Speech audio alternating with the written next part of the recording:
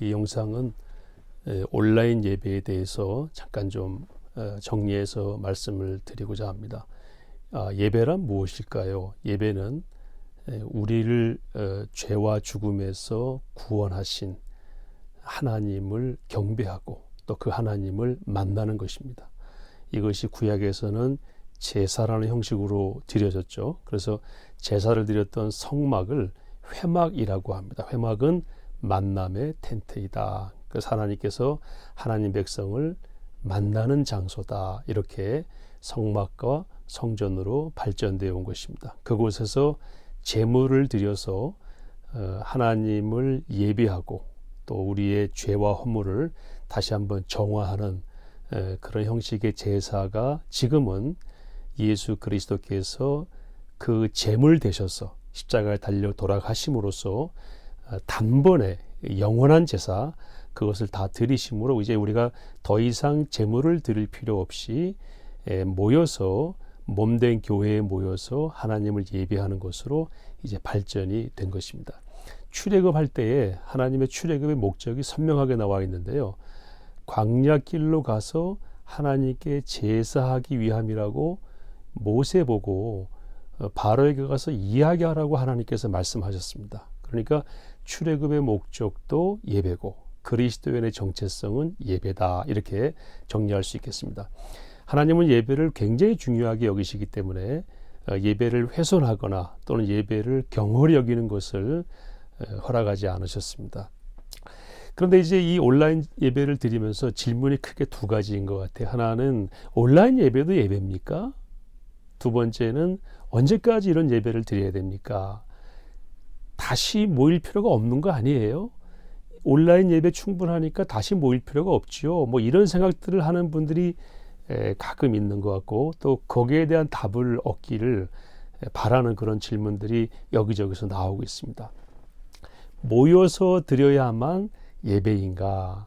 단정적으로 말씀을 드린다면 꼭 그런 것은 아니라고 말씀을 드릴 수가 있겠습니다. 왜냐하면은 리차드 범브란트 목사님이라고 하는 분은 루마니아의 공산치하에서 감옥에서 혼자 예배드렸습니다. 무려 14년 동안 예배를 드리면서 100여 편의 설교를 만들어 가지고 나오셨어요. 혼자 예배드린 거죠.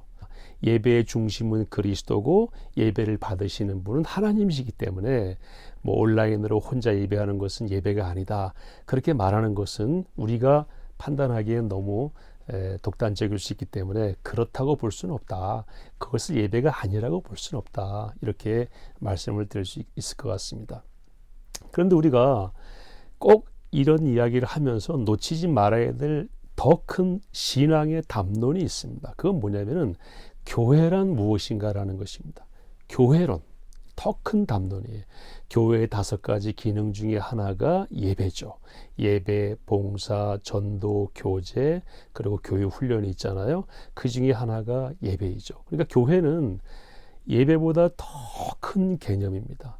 그리고 더 큰 담론이죠. 왜냐하면 교회는 하나님의 나라의 지부이고 하나님의 나라의 축소판이기 때문에 훨씬 큰 개념입니다. 그래서 구약에서는 이 교회라고 하는 것으로 번역되는 단어가 히브리어로 카할인데 불러 모으다라고 되어 있고 번역은 여호와의 총회라고 되어 있습니다.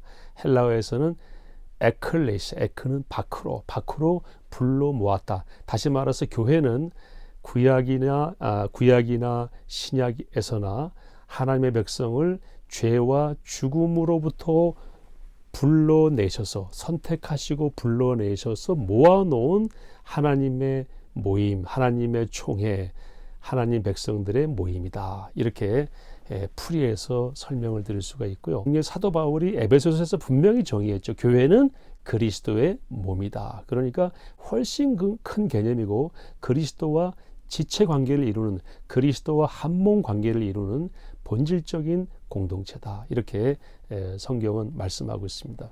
그래서 교회는 복수형이에요. 한 사람은 교회가 아닙니다. 원래 성도라는 표현도요. 2사람 이상을 의미합니다. 교회는 성도의 모임이에요. 2사람 이상이 모여서 기도할 때에 그 기도를 들으시겠다고 예수님께서 말씀하셨습니다. 그리고 어느 그리스도인이든지 예수님을 영접해서 죄와 죽음으로부터 구원받은 그 그리스도인은 본질적으로 우주적 교회의 교인입니다. 우주적 교회의 교인은 지상에 세워진 보이는 교회의 구성원이 되어서 이 교회를 통해서 하나님이 그 교회가 서 있는 장소와 시대 가운데에 하나님의 나라의 법도와 원리를 따라서 하시고자 하는 일들을 감당해야 될 사명과 책임과 권리가 있다는 것입니다. 그래서 예배를 온라인으로 드려야 되나요? 혼자 예배 드리면 되는 거죠? 라는 질문에 대해서 교회로 답변을 드린다면 아닙니다. 언젠가는 모여야 됩니다. 왜냐하면 교회는 모임이기 때문에 모여서 예배하는 것이 하나님께서 교회에 주신 시대적인 사명이고 본질적인 그리스도인의 정체성이기 때문에 그렇게 설명을 드릴 수가 있겠습니다. 1966년에 좀 오래된 통계이긴 합니다만은 그 워싱턴 주에서 나기부라는 의사와 연구원들이 조사를 했는데요. 3,962명 매우 많은 사람들을 대상으로 여성들이었습니다. 그 여성에 관한 질환들을 이제 대상으로 이렇게 확인한 바에 의하면은 일주일에 한 번 이상 교회에 가서 예배를 하는 여성과 그렇지 않은 여성의 암 발생 빈도를 조사해 봤는데 무려 3배나 낮았다고 합니다. 그러니까 정기적으로 일주일에 한 번 이상 교회에 나가는 사람들은 암 발생률이 3배나 낮았다는 얘기는 그렇지 않은 사람들은 암 발생률이 3배나 높았다. 3,962명을 대상으로 조사한 내용입니다. 그리고 1998년에 스탠퍼드 의대에서 조사한 내용인데요. 그 암의 원인이 되는 스트레스 물질이 있대요. 코르티솔이라고 하는 물질인데 이 물질이 발생하는 것이 정기적으로 예배에 참여하고 영적인 언어를 구사하는 그것을 표현하는 사람들이 훨씬 낮았다. 그 외에도 면역 체계, 면역력도 신앙생활하는 사람들은 훨씬 높았다라는 그런 통계들도 많이 있습니다. 서울대학교 노년은퇴지원센터가 노인들의 건강과 장수를 위한 여러 가지 권면사항 중에서 아주 그 몇 개 안 되는 것 중에 하나가 신앙생활입니다. 종교활동입니다. 그러니까 지역교회에 모여서 관계를 맺고 종교활동하는 것이 장수와 건강에 중요하다. 이렇게 2016년에 이렇게 서울대학교에서 발표했습니다. 그리고 2018년에 SBS 스페셜이라고 하는 다큐멘터리에서 블루존의 비밀이라고 하는 제목으로 2회에 걸쳐서 방영한 내용을 보게 되면요. 세계에 5군데의 장수 지역이 있다고 합니다. 미국, 그 다음에 그리스, 이태리, 코스타리카, 일본. 아시아에는 일본밖에 없죠. 이 5개 지역에 90에서 100세 이상이 매우 많이 사는 지역을, 그것도 건강하게 살고 있는 지역을 찾아가서 확인하고 그들의 생활에서 발견한 9가지의 요소를 이제 발표를 했는데 그 9가지를 파워 9이라고 합니다. 그 9가지 요소 가운데 한 가지가 뭐냐면은 신앙생활입니다.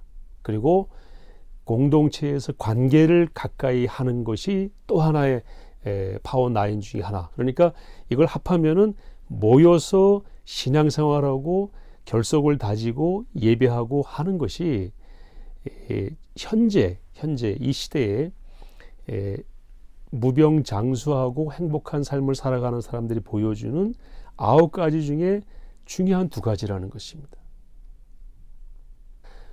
모여서 함께 교제하고 또 친교하고 예배하고 배우고 그리고 봉사하고 전도하고 하나님을 찬양하고 하는 것은 하나님께서 우리에게 허락하신 최고의 보약이라고 생각합니다. 그래서 홀로 있기보다는 모여서 예배해야 되는데 그렇지 못해서 참 안타까워하는 분들이 많이 있고 그렇게 한 달, 2달을 가다 보니까 교회 안 나가도 되는 거 아닌가라고 하는 질문을 하게 되는 분들이 있는데 저는 그 질문을 했다는 그 자체가 매우 건강한 신앙의 자세라고 봅니다.